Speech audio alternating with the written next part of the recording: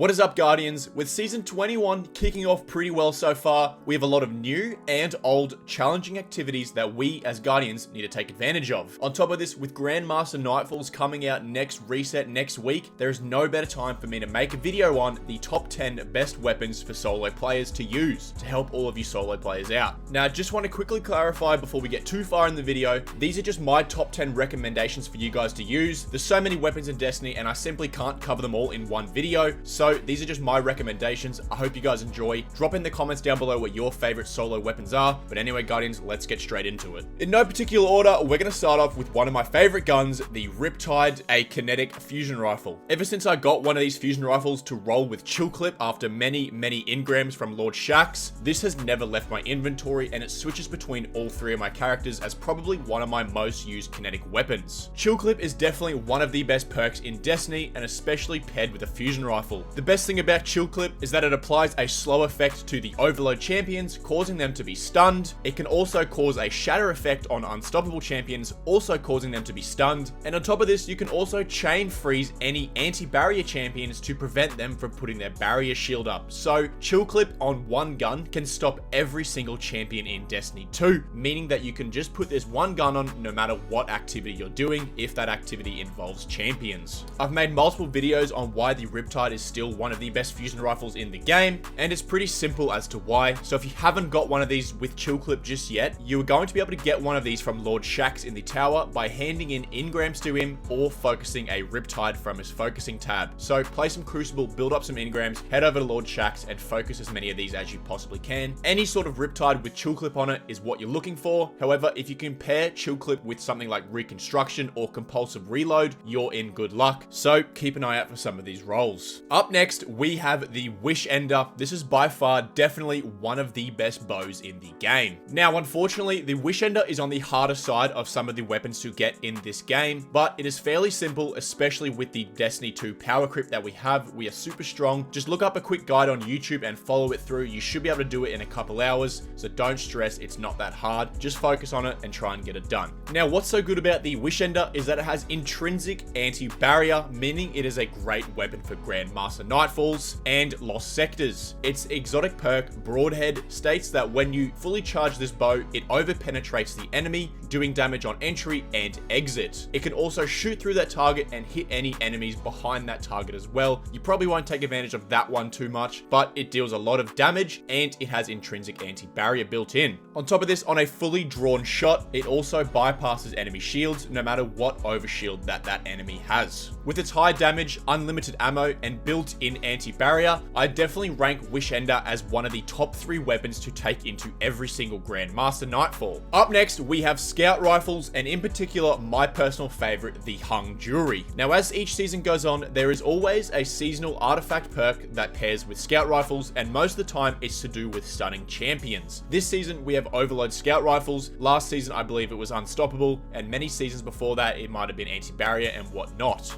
So with this in mind, it is always handy to have a decent scout rifle in your loadout, ready to pull out no matter what activity you need to do. Now, as your Hung Jury is a kinetic weapon, this saves your energy weapon slot for a high damage energy weapon like a grenade launcher or a fusion rifle. With Hung Jury's great perk pool that it can achieve, there's many perks in here that you can take advantage of, especially in GMs when you're a little bit nervous to get too close to all these high level enemies. You can just sit at the back in safety and poke the enemies down until they eventually die. I got mine a few seasons ago when it could roll with rapid hit and explosive payload. Unfortunately, this season, explosive payload has been replaced by kinetic tremors, but something like rapid hit and kinetic tremors is still just as good for some high damage at long range. If you can get your hands on an adept version of this gun, wonderful. You can then put on the adept big ones modification, meaning you do even more damage to adds. However, just a normal Hung Jury is just as good. You can focus a Hung Jury right now from Zavala in the tower, go get some Vanguard engrams and focus a Hung Jury and get some good perks. Good luck with this. Look out for rapid hit and kinetic tremors. Now up next, we have 3 separate guns that I'm going to put into one category because I simply can't choose which one is best, and these are the SMGs. we have the Callus Mini Tool, the Ikelos SMG, and the Funnel Web. These three SMGs are 100% my most used guns, and I use them in every single activity. Whether I'm doing a raid or a Master Lost sector, there is always an option for me to use one of these SMGs. I like to use the Callus Mini Tool when I'm using a solo subclass, the Ikelos when I'm using Arc, and the Funnel Web when I'm using Void. If for some reason you still do not have any of these three SMGs, the way you're going to obtain these is look out for the Gunsmith and the Zerf for their weekly rotations when they change what they're selling. This is going to be your best place to find all three of these SMGs, or if you get lucky enough from a world drop. Now, on the Callus Mini Tool, you want to look out for Incandescent. On the Funnel Web, you want to look out for Frenzy, and on the Ikelos SMG, you want to look out for Volt Shot. If you get any of these three perks on either of these weapons, make sure to keep them until you can get the better roll that you want. But those three perks are the main perks you want to be looking out for. Moving on to the grenade launchers, I have two guns in the same category here. Number one is the Witherhoard.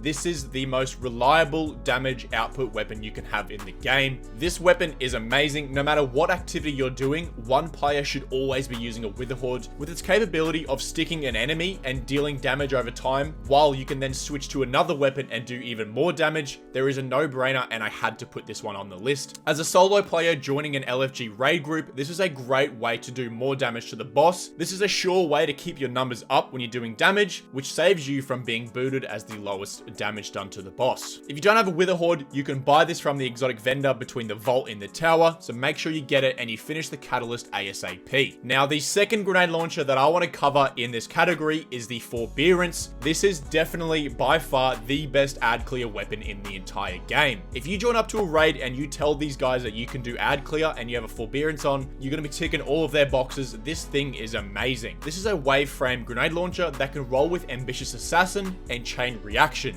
So what these perks do in conjunction with each other is whenever you get a kill, you're going to reload and overflow that magazine with 2 bullets, and every single kill that you get with this wave frame is then going to explode and do a huge arc burst of damage. This is definitely the best ad clear weapon in the game, so make sure you get your hands on one of these. You can get this grenade launcher from the Vow of the Disciple raid. Unfortunately, it does require some raid completion to obtain, but if you get any of them with Chain Reaction, make sure you keep it. Now up next, we have sort of a broad category, and that is trace rifles. Now, I couldn't specifically pinpoint which one that I recommend for you guys to use because a lot of players do not have the best ones as they are from previous seasons. My go-to is the Hollow Denial, but I know a lot of players do not have this gun because they might not have been able to play as much when it was craftable. However, if you do have a Hollow Denial or you can craft one, look out for something like Repulsor Brace and Lead from Gold, meaning whenever you get a kill with Repulsor Brace, you're going to get an overshield, and whenever you pick up heavy, you're going to get energy ammo. Now, I put the trace rifles on this list because as a solo player, if you can master double energy and a heavy weapon loadout, this is going to improve your gameplay drastically. Running double energy means you basically have unlimited heavy ammo, and having Lead from Gold on a trace rifle means that you're going to also have unlimited energy ammo. So what I like to do is run something like the Hollow Denial and the Riptide alongside a machine gun. Now, this will work with basically any trace rifle as they are all classified as energy ammo. So my next recommendation to you is the Wave Splitter, the exotic trace rifle. This is just as good, and this works very well with almost every Void build and especially volatile rounds. As a solo player, if you're trying to solo something like a dungeon, having double energy and unlimited heavy is very, very good, and it's going to be very helpful. So if you haven't tried a double energy build, try it with a trace rifle and a fusion rifle and something like a machine gun. There's plenty of guides on YouTube about how to run double energy and how exactly the numbers work, so look it up if you're a solo player. I definitely recommend. Now, you know I had to put a rocket launcher in this list as rocket launchers are definitely the most used and the highest damage output in Destiny 2. Now, there is plenty of legendary rocket launchers that you can go out and try and farm for, but as a solo player and the easiest to obtain is obviously the Gjallarhorn. This rocket launcher was handed to every Destiny player when they purchased the 30th anniversary, and I assume almost every single player has the Gjallarhorn. Now, no matter what activity you're doing or what boss you're killing, if you're using rockets, one player in that fire team must have a Gjallarhorn on. Now, this is because of the exotic perk Pack Hunter on the Gjallarhorn.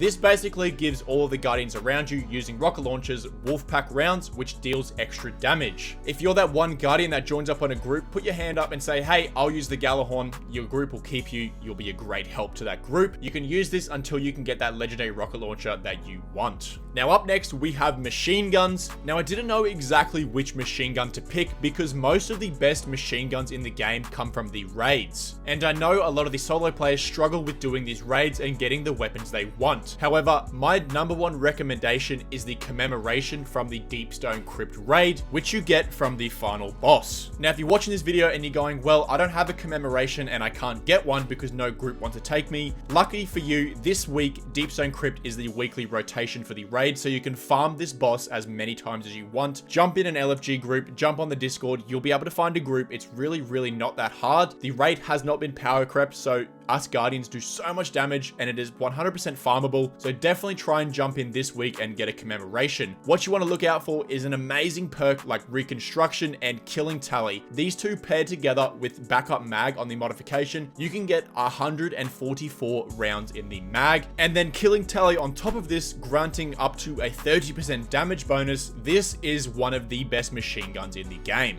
Now, if you're still saying, well, I can't get a commemoration, my second recommendation is the Thunderlord. This is just as good with its lightning rounds and high damage output, so definitely chuck on the Thunderlord until you can get a commemoration. Now, finally, but certainly not least, we have the linear fusion rifles, which are some great boss DPS weapons. Now, there is plenty of different linear fusion rifles out there that you can farm and try and get. However, as a solo player, the easiest one that you're going to get that does a lot of damage is the Taipan 4FR. You get one of these crafted for free whenever you finish the Witch Queen campaign. And that is exactly why I'm putting this one on my list, because it's free, it's super easy to get, and most Guardians probably already have it. So if you haven't already crafted one, go and craft it, or go and finish the Witch Queen campaign, and then craft one and put Firing Line and Triple Tap on it. You will thank yourself. This is a great combo, and it's going to do a lot of damage when you're doing bosses in raids and dungeons. But anyway, Guardians, that is all I have for you. I hope you enjoyed today's video. If you made it this far in the video, thank you so much for watching. I really appreciate that. Feel free to drop a like and a subscribe for more content just like this one. But anyway, Guardians, thank you, and I'll see you later.